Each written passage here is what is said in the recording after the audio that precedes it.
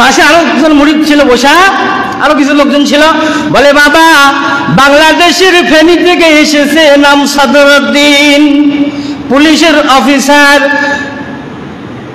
তার গায়ে হাত দিয়ে টাইটা খুলে দাও, জামার কলারটা কেটে দাও, খুলে ফেলো, এক বুতাওয়ালা গুটিয়ালা জুব্বা পরিয়ে দাও, জের দাও আর বাং দাও।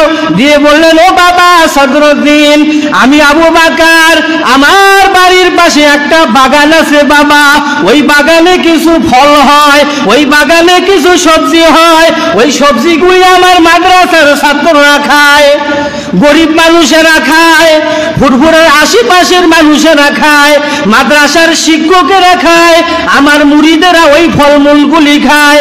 আমার বাড়ির পাশে সবজি বাগান, ওই সবজি বাগানে গিয়ে, ও বাবা সদরুদ্দিন, ওই সবজি বাগানে গিয়ে ঘাড়ে বাং করে এই জের দিয়ে টিন দিয়ে পানি বয়ে বয়ে, পানি বয়ে বয়ে আমার ওই সবজি বাগানে পানি দেওয়া লাগবে। বলে কখন কখন হুজুর? বলে সকালে আর বিকালে, সকালে আর বিকালে। ফজরের পরে জিকিরের তালিম হয়ে গেলে সদরুদ্দিন বাগানে হাজির। আবার আসরের নামাজের পরে সফি সদরুদ্দিন বাগানে গিয়ে পানি দেয়, পানি দিতে আসে, পানি দিতে আসে। সাথে কিছু পুলিশ কর্মকর্তারা গিয়েছিল। বলে সুফি সদরুদ্দিন, এত গরম মানুষ কেন? হঠাৎ ফুরফুরের ফকিরের কাছে বসার পরে কেন এত নরম হয়ে গেল কেন? কি ব্যাপার ভাই, আপনি এত গরম মানুষ কেন এত নরম হয়ে গেলেন?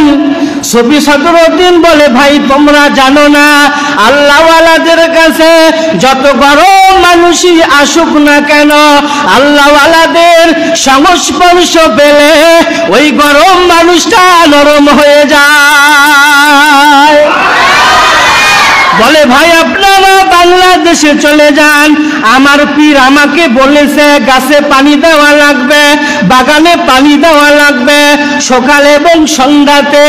এভাবেই 2 বছর ধরে পানি দেওয়ার পরে যেদিন শেষ হয়ে গেল, আল্লাহর ওলি বীর আবু বকর ডাক দিলেন, ও বাবা সদরুদ্দিনকে ডাকো, আমার সামনে নিয়ে আসো। বসানোর পরে আল্লাহর ওলি এমন তাওয়াজ্জুহ ফয়েজ দিলেন, বললেন, ও বাবা মুরিদেরা, ও বাবা মুরিদেরা, আজ থেকে ইনি পুলিশের ইন্সপেক্টর শুধু নয়, আজ থেকে সদরুদ্দিন নয়, আজ থেকে এনার নাম হয়ে গেল সুফি সদরুদ্দিন।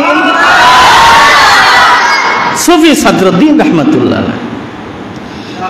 বাংলার পীর শাহ সুফি নেসারউদ্দিন রহমতুল্লাহ আলাইহি মুজদামান রহমতুল্লাহ আলীর পাশে বসে একটা মাসআলা নিয়ে মোতালা করতে করতে তর্কে জড়িয়ে গেছে, তর্কে জড়িয়ে গেছে। একটু পরে দেখা গেল নেসারউদ্দিন অজ্ঞান হয়ে মাটিতে পড়ে আছে। তোলার চেষ্টা করলো, তুলবে না, ছেড়ে দাও ছেড়ে দাও। একটু পরে উঠে বলেন, হুজুর আপনি যেটা বলেছেন এটাই ঠিক। কেন বাবা? বলে, হুজুর আমি যখন অজ্ঞান হয়ে পড়ে আছি, আল্লাহর নবী দিন ও দুনিয়ার বাদশা বললেন, ও বাবা নেসারউদ্দিন, ও বাবা নেসারউদ্দিন, আমার আবু বকরের সঙ্গে তর্ক করো না, আমার আবু বকরের সঙ্গে লাগতে যাও না। আমি আমার আবু বকরকে বড় ভালোবাসি, বড় মহব্বত করি। কেননা আমার আবু বকর আমার গুনাহগার উম্মতির জন্য প্রতিদিন রাত্রিতে জেগে জেগে তাদের মাগফিরাতের জন্য আল্লাহর কাছে দোয়া চায়। ও বাবা নেসারউদ্দিন, ও বাবা নেসারউদ্দিন, আমার আবু বকরের সঙ্গে লাগতে যেও না, আমার আবু বকর যা বলে সেটা তুমি মেনে নাও। সেই মুজাদ্দিদ পেয়েছিলাম, সেই মুজাদ্দিদের সিলসিলার তরিকত অনুযায়ী সেই সিলসিলায় ফুরফুরা শরীফের মতদর্শের উপরে এই জিকিরের মজলিস। হাজিরিন, বড় বড় আলেম, প্রফেসর, ডাক্তার, অফিসার সব আল্লাহর ওলিদের কাছে গিয়ে নত, কারণ তারা দেখেছে যে এই ইলম ছাড়া হবে না। গত সপ্তাহ আগের সপ্তাহ বলেছিলাম 36,000 হাদিসের হাফেজ মাওলানা হাতেম আলী বাগদাদি, বাগদাদ থেকে সনদ নিয়ে এসেছে 36,000 হাদিসের। তারপরে মোসাজ্জমান রহমাতুল্লাহ আলাইহি পিছে ঘুরি, বলল ভাই হাতেম আলী বাগদাদি এত বড় মুহাদ্দিস হয়ে ফুরফুরার ফকির সাহেব ইন্ডিয়া থেকে এসেছে, তার পালকির পিছনে কেন দৌড়াও? তার পালকির পিছনে কেন দৌড়াও? তার গায়ে তো একটা জুব্বা আর একটা লুঙ্গি ছাড়া তো কিছুই দেখি না। কি দেখে পাগল হলে কেন আবু বাকারের পালকির পিছনে দৌড়াও? বলে ভাই আমার কাছে আসলে লক্ষ লক্ষ হাদিসের সনদ মতন পাবে, ফুরফুরার আবু বাকারের পিছনে ঘুরলে আল্লাহকে পাওয়ার ইলম পাবে। এমনি ঘুরি না, এজন্য সোহবতে থেকে থেকে ওলি হয়ে যাবে। মোজাম্মেল রহমাতুল্লাহ আলাইহির 5টা সন্তান হুজুরের সোহবতে থেকে এক একটা বড় মাকামওয়ালা ওলি হয়ে গিয়েছিলেন। এজন্য হুজুর বলেছিলেন যে আমার 5টা সন্তান, এই 5টা গোলাপ ফুল। 5টা কি?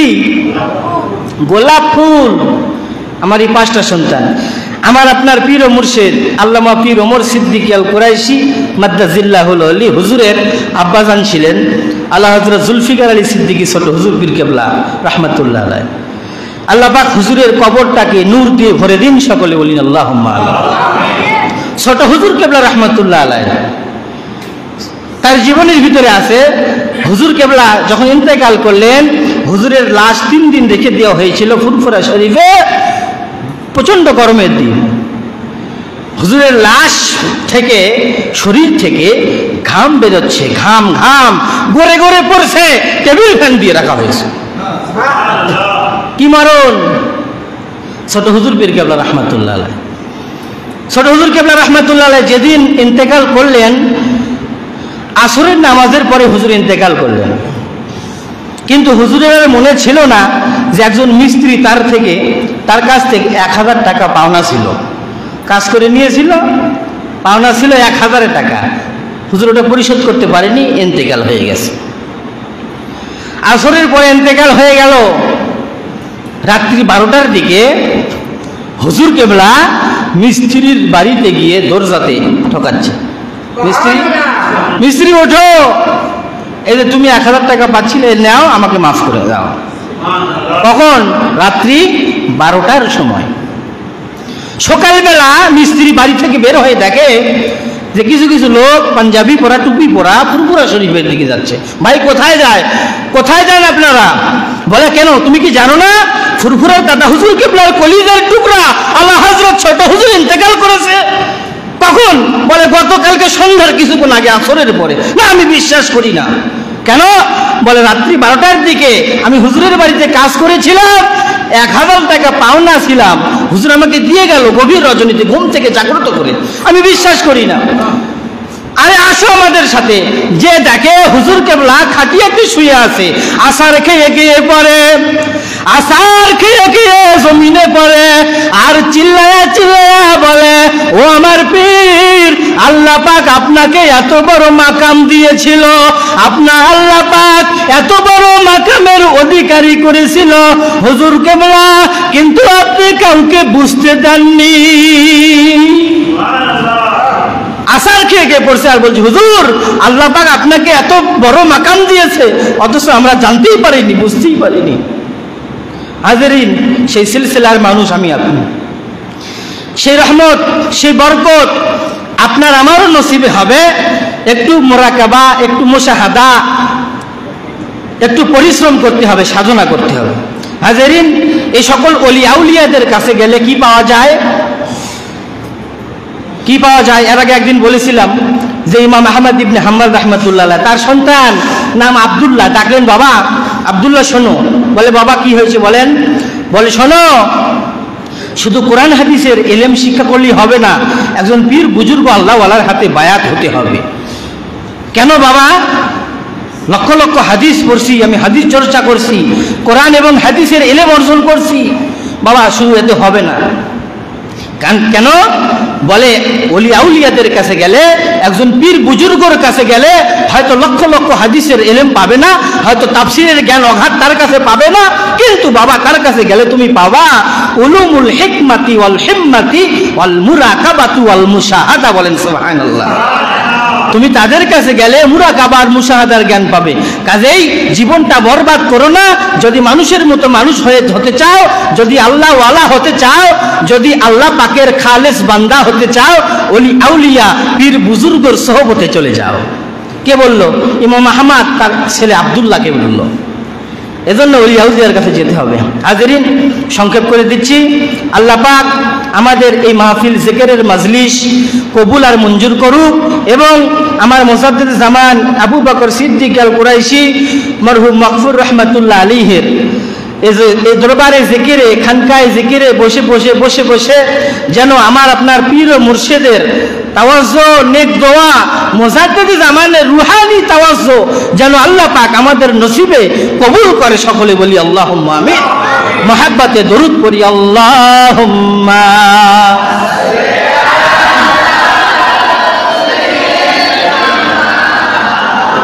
মাওলানা মুহাম্মদ ওয়া আলা আলি সাইয়্যিদিনা হাবিবানা মুহাম্মদ সাল্লাল্লাহু আলা মুহাম্মদ আলাইহি ওয়াসাল্লাম সাল্লাল্লাহু আলা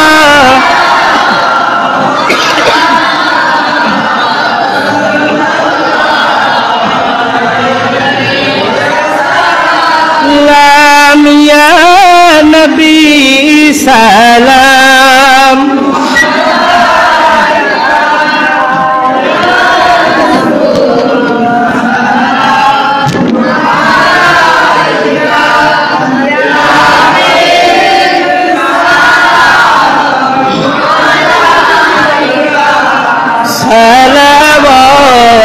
সালাওয়াতুল্লাহ। যেতে যদি পারতাম মদিনায়, সালাম করতাম রওজায়, ও নবীজি বলিতাম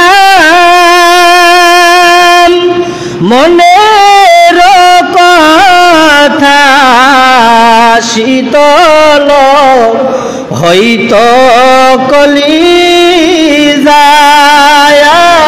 নবী সালাম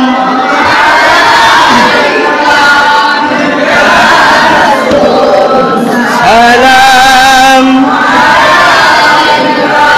ইয়া হাবিব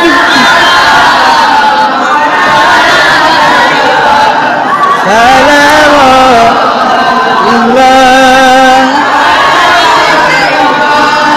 কানে শুনিলাম সোনার মদিনা, দেখিবার নসিব হলো না, ও নবীজি নিয়ে যান আপনার রওজা মদিনা, উম্মতের মনের বাসনা। ইয়া নবী সালাম ইয়া রাসূল সালাম ইয়া হাবিব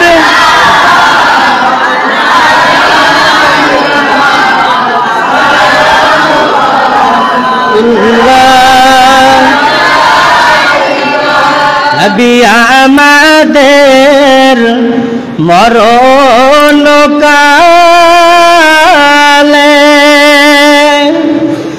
আপনাকে নিকট পেলে, ও নবীজি থাকবে না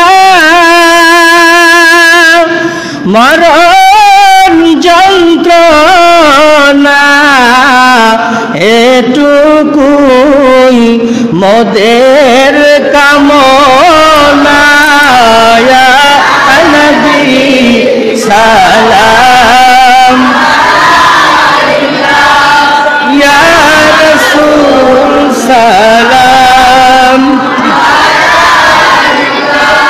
ইয়া